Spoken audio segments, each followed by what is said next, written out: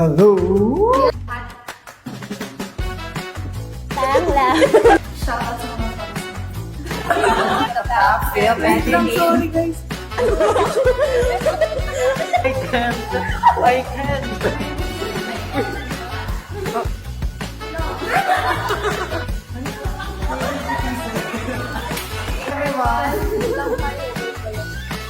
Invite you all to Hi guys! So today we've got a special treat for you as we dive deep into the creative process with the talented project manager, director, head scriptwriter of Alitaptap, Tanglao, and Duani. So today, they'll be answering some intriguing questions about their productions. First up, we're uncovering the stories behind each production name. Then we'll explore the rich folkloric or the literary roots that inspire these films. And of course, don't miss out on the inside scoop, the moments that brought joy to the cast and crew. And lastly, we'll delve into the sparks of inspiration that ignited this captivating story. So keep watching this video and let's go! Hello everyone, we are the Alitaptap Film Entertainment. Hello, I'm Rosemary, the head scriptwriter. Hello, I'm Aquarian, the producer and the script supervisor. Hello, I'm Nicole Makiri, the director, one of the scriptwriters, and the project manager of Alitaptap Film Entertainment. Hi guys, we are the Tanglao Productions. Hi everyone, I'm Amy Mirella Valladolid, the project manager, head scriptwriter, and assistant director of the Tanglao Productions. I am Princess Crisel Bayunito, the producer, scriptwriter, and the production designer of Tanglao Productions. Hi guys, I am Claire Perez, the script supervisor, one of the writers, and one of the production designers. Hi everyone, I am Tracy Antabular, the cinematography specialist and the production designer of Tanglao Productions. Hello everyone! We are from the Wani Productions. I'm Catherine Tumi, Angelo Gerbato Rosales, and I'm the production manager and script supervisor of the Wani Productions. I am Jana Joy Alanyosa, the head writer of the One Week Productions. And I am Ivan Rosario, the director and cinematographer of the Dewani Productions. What's the reason behind your production? So, Alitaptap, nagmula siya sa casual conversation lang ng mga kagrupo namin. May isang kagrupo ko na nag-joke na about sa light. Ang naisip niya agad yung bumbilya, kaya parang nag-come up na Alitaptap na yung maging production unit namin. Tapos, kinonect din namin siya sa name ng Lumiere, which means light. And yung symbolism ng Alitaptap, for example, if you're going to look at a single firefly, parang hindi natin ma-appreciate yung beauty niya. But kapag marami na yung fireflies, parang nasa iisang kumpol na sila or nasa iisang lugar na sila, we can appreciate its beauty. And it's the symbolism of our group na we are one as a team. Kahit iba-iba kami ng dalang sabihin na natin light or liwanag, we can shine as a whole or as a team. What's the reason behind your production? So, Tanglao means a light that guides one's path. So, gusto kasi namin yung production unit's name namin is connected siya sa name ng digital team namin, which is Lumiere. So, since Lumiere means light, gusto din namin na our name has something to do with light. So, Tanglao means a light that guides one's path. That's all. So what's the reason behind your production? Yung production name namin na The One, it is actually a Bicol term for the English word na rainbow. So kung titingnan niyo yung logo ng The One, parang it is a recomposed letter D na imbes na normal structure lang or yung letter D na sulat, parang in-incorporate namin yung colors ng rainbow doon. So para siyang rainbow na shape ng letter D. Pero that's basically the reason or yung inspiration behind the name of The One. Pero kung papalimin or bibigyan natin siya ng lalim, our production name or The One Productions is integrally tied to its tagline. So yung tagline namin is to breathe life into a film with striking views. Kasi ang mission ng The One as a team or as a group is to let our audience experience a broad spectrum of emotions na parang yun yung sinisimbolize ng colors doon sa rainbow. Na ayaw namin sana na magagandahan lang sila, matutuwa sila sa nakikita nila. Gusto namin sila pag-isipin. Yung i-engage nila yung sarili nila doon sa film or sa content na nilalabas ng gawa. So, yun yung gusto o yung mission or nakikita, vision ng Lawani para sa BULFF ngayon lang. What was your inspiration during this? Actually, it's not my idea. Actually, pumunta kami sa Bulan para mag-survey, mag-pre-survey ng kung anong folklore yung mahanap namin. And then, interested kasi kami first sa culture, sa aquaculture. So, pumunta kami ng Bulan, naghanap kami ng kung anong folklore yung mahanap namin doon. So, may nahanap naman kami, pero hindi siya interesting, or interesting siya, pero parang hindi namin kaya panindigan. So, on our way back, si Press tsaka si Shell, nagkikwentuhan dun sa pwesto nila. Tapos, ayun, nagkikwentuhan sila about sa culture ng mga magsasaka. And dun nila na-pick yung ayuyo. So yun. Doon nag-start kung paano kami nag-come up sa ayuyo. And then, nirelate na lang namin siya sa ano kayang pwedeng maging social, paano namin siya ma-relate sa social problem during this time. So, yun. So, since the story is about the Anito na nag-exist before, which is hindi na masyado kilala ngayon ng mga generation natin, siguro ang inspiration or ang goal din ng story namin is to revive the importance of the Anito and to make sure na parang hindi siya ginagawang biro-biro ng mga kabataan ngayon, since hindi naman na nila alam kung ano ba talaga yung purpose ng Anito. Since ang Anito baga is sacred kasi pinapamahayan siya ng yumao or pinapamahayan siya ng isang spirito. Kaya hindi naman tama or hindi akma na ginagawa siyang joke-joke. Kaya siguro, mga story namin, parang ang goal niya is mabigyan ng importance yung Anito. So, yun. So, the inspiration talaga of our film is the Pulang Anggi narrative. Kasi nung binasa namin yung thesis ng isa sa mga graduates na ng literature, na-realize namin na very konti lang yung documents and yung structure ng story is hindi siya very detailed. Kaya naisip namin, bakit hindi namin gawan to ng film? So, yun.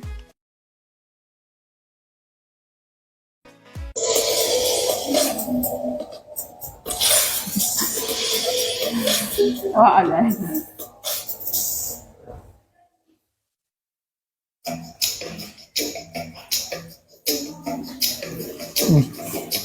Yun. Sunod ko yan. Damit mo yan? Sorry naman sa damit kong kay Dane. Pak na pag siya, si Manaus. Actually, ang hirap isipan ba ng concept natin that time. Kasi paano natin ma-incorporate yung film? Ano ba ito i-pause? Saan? Wala na. Wala. Di ba kasi that time, umuulan, tapos tingnan mo yung video natin, parang Ang bright. hindi siya halata. So, Pulis ka, galing ng digital. Yeah. Ayun, Sorry. sino yun? Sige, sinang hihingiti kung ganyan mapupulot mo?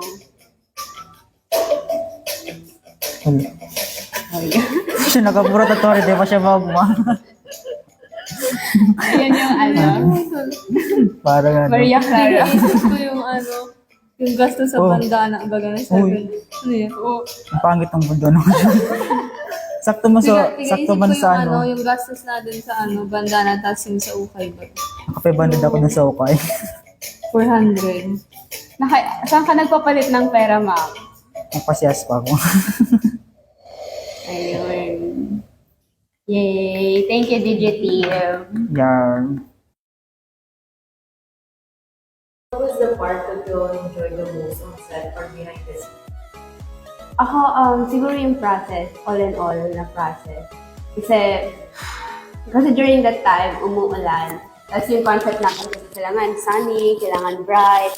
So, na-appreciate ko lang din yung patience sa mga ka-group ko, ni Press, at ng director namin. Uy! Tapos ng Digitive, syempre. Kasi umuulan talaga, like heavy rain. Tapos, nag-aantay kami, nag-pray na lang kami tumira talaga yung ulan. So, thank God na na-pull off siya. And thank you sa Digiteam for editing ng teaser namin. At isa siya wonderful teaser. Thank you, guys. So ako naman, yung favorite part ko din, yung process din, yung behind the scenes. Even though di namin na achieve yung gustong ma-achieve namin, still sa tulong ng Digiteam nag-come up kami na mas magayon pa rin yung teaser na napakita namin. So, sa akin naman, hindi naman yung na-enjoy baga. Actually, hindi na ako nag-enjoy along the way. Kasi umuulan, parang yung hopes ko na magkaroon ng sunny weather, wala na. Which is yun yung pinaka-basic na kailangan ng namin para mapakita namin na rom-com or yung genre na gusto namin ipakita. However, along the way, of course, yung appreciation ko sa mga tao or sa mga members ko for their patience, sa digital team na parang kinukulat ko sila na hintayin na tumila yung ulan.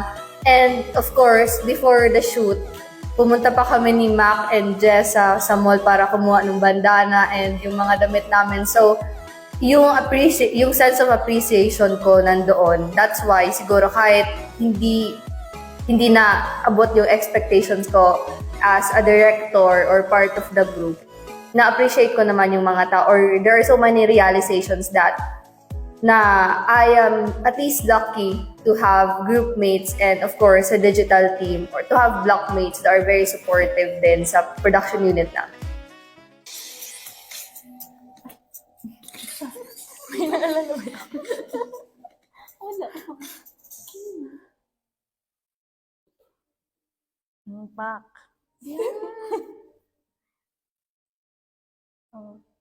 Scripted siya. Galito. Oh, shit. Ang bilis ng kay Jess. Bang. Headshot.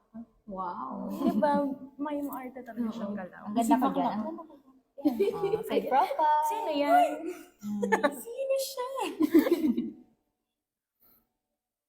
Ayun na yung isa. Ayun si Papa. Sino naman naglalakad sa corridor na may salamin na siya. Bakit ang pangaypay mo dyan, It's not good. Sponsored. Ang tagal niyan, be. Sakit sa paan, naglalakad si Akla. Rarampa pa yan. Ginagawa niya yung challenge sa TikTok yung ganun.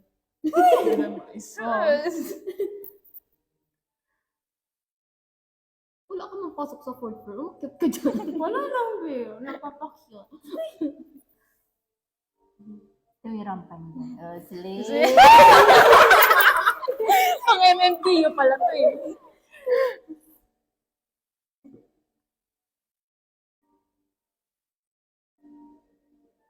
May palit-bait siya ako.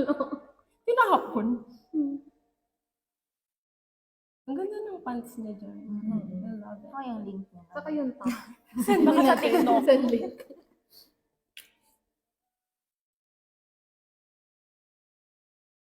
Inipon. Hindi nga, di nahulog dyan. Yan si Juan. Si Wad. Si Wad. Ayan na si Akla. Ala. Ayan na. Kawawang box. Pinagpasa-pasa. Isus. Oh. Wala daw siya pasok pala. Nagkakachat pa ng mga kaklase. Cancel daw. Isus! Opak. Hello?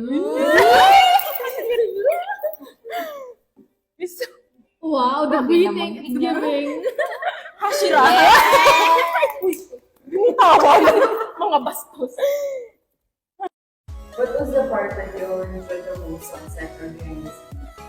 Siguro sa akin, during the shoot, I like how the members executed their role sa teaser video, and yung emotions kasi nila kitang-kita naman. Tapos yung part na dun sa shot ko, Si Bea kasi nakasakay sa likod ni Ash, ibabagsak yung box. Kaya siguro yun yung pinaka-paid part ko sa pag-shoot.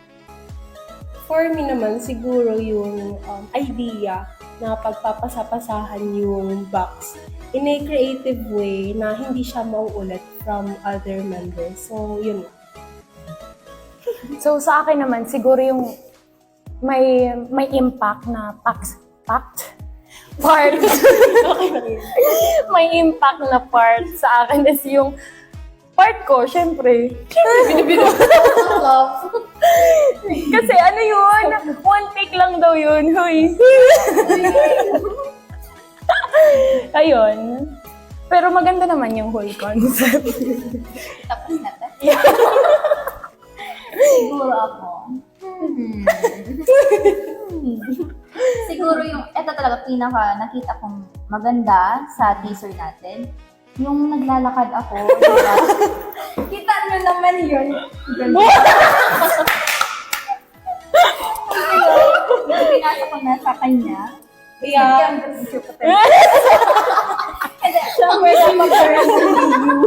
Hindi, pero overall, ang gusto ko din is yung top preparation namin bago i-shoot yung teaser na yun. Doon namin nakita yung share kami ng mga gamit. Yung kalawalo pa ako ganitong damit, pwede bang pahiram? Ganun, pahiram po. And na-appreciate din namin yung help ng baby. Ang ganda talaga ng intro ng ano. Yung budget sila. Nakaka-professional.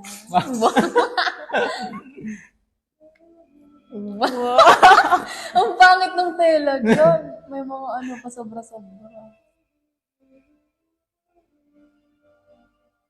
Ang ganda talaga ng transition ng Ganyan dito kay dapat. Lapart. Dapat nga. nagre-react. Ito. No. Serious yan. Kasi nabla, pero okay lang. Ang awkward talaga nila dyan. Nag-uusap, tapos biglang Sa hagdan pati. Ang saya naman ni Jeanette. Tira mo, ang saya ni Jeanette, tapos pag after na wala. Wala, malungkot siya. Wow! Ang awkward. Quiet daw. Huwag kang maingay. The Wani. The Wani Production. Pwede na. What was the part that you all enjoyed the most on set for you? Ako, personally, for me, lahat naman maganda yung part ng teaser, of course. Pero siguro kung pipili ako nung part lang doon sa teaser na siguro pinaka-favorite ko is yung transition nung damit from different color to red. Kasi it really symbolizes the essence of the short film na gagawin namin.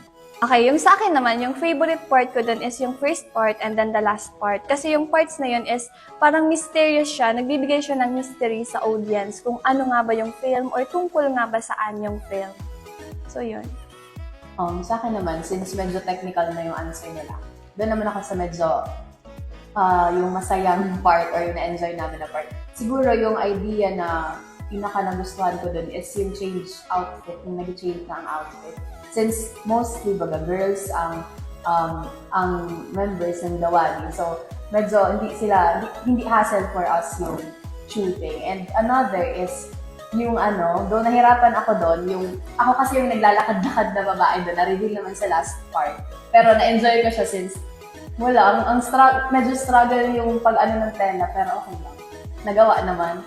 Salamat, Ash. What is the folk story or literary grounding? So, the literary grounding of our film is the Kawl, or in Bicol, since we are focusing on the Bicol or the narratives of the Bicolanos, yung Ayuyo. So, Ayuyo, it's the amniotic sac na nakalagay sa isang baby or yung membrane. And those people who are said to have that amniotic sac, sinasabi na swerte sila. So that is basically our literary grounding. And if you're going to put it sa Bicolano na context, yung ayuyo or yung kaul Same siya sa paniniwala ng other countries na swerte. However, sa atin, sa Bicolanos, kinikip natin sa isang jar yung ayuyo or yung kaul. And then, as a farmer's child, yun yung ipapakita namin kung paano sinisiis ng isang magsasaka or ng isang anak ng farmer yung swerte niya or yung ayuyo niya. So, ang literary grounding ng film namin is about an anito. Initially, about kasi dapat siya sa saint na parang pinamahayan ng unknown spirit. Pero our production didn't want to offend any religious groups or ano. So, we considered yung anito. Anito kasi is yung sinuunang belief ng mga ancestors natin na parang belief kasi nila na kapag may namatay na kamag-anak or yung sa tribe nila, parang doon napupunta sa mga items na yun na sinasamba nila for protection na din. So, yun din yung inspiration natin. In terms of the literary grounding, yung short film namin is grounded in the Pulang Anggi narrative. So, itong Pulang Anggi narrative is usually makita yung story nito sa Pulang Anggi Festival, which is celebrated every month of June annually sa municipality ng Pulangi. So according sa isang thesis ni John Iris Muhar, one of the pioneer graduates of ADLIT program, itong Pulang Anggi narrative, it revolves around the story of a lady or maiden who always wear red dress and who has a deep fascination with red colors. And sinasabi na siya daw yung protector ng community. Pero itong narrative na to, meron siyang iba't ibang variant. And we want na i-incorporate yung iba't ibang elements ng variants na yun, ang Pulang Anggi narrative sa short film na gagawin namin. So, yun. Puspusan po ang paghahanda ng The One Way Productions para sa paparating na Bicol University Literary Film Festival. Kaya naman sa lahat ng mga alagad ng panitilan, mga kapwa namin Diueños, mga Pulanggeños at kapwa namin Ligosteños, sana sa darating na Disyembre ay suportahan niyo ang maikling pelikulang handog ng The One Way Productions. At huwag niyo rin pong kalimutan na suportahan ang official social media pages and accounts ng Lumiere Digital Productions. So, hello everyone. So once again, we are inviting you to watch our film titled Ayuyo sa darating na Bicol University Literary Film Festival on December 2023. Yan. So, shout out sa aming mga kagrupo, sa aming mga members. Thank you so much guys na pulled off natin yung story ko mainly because of your effort, your dedication, and your support guys. Thank you so much. Hello, shoutout ko na yung mga family ng magka-members ko. So, yun lang. Paki-share to guys. Share. Thank you, Lumiere, for having us as one of your guests in this segment. We would also like to thank That's Hot for being one of our sponsors in this film. So before we end, we would like to invite all of you to watch our short film titled Ultimong Heredera in the upcoming BULFF this December. So, if you want more updates about Ultimong Heredera, please do like and follow Lumiere Digital Production. Shout out!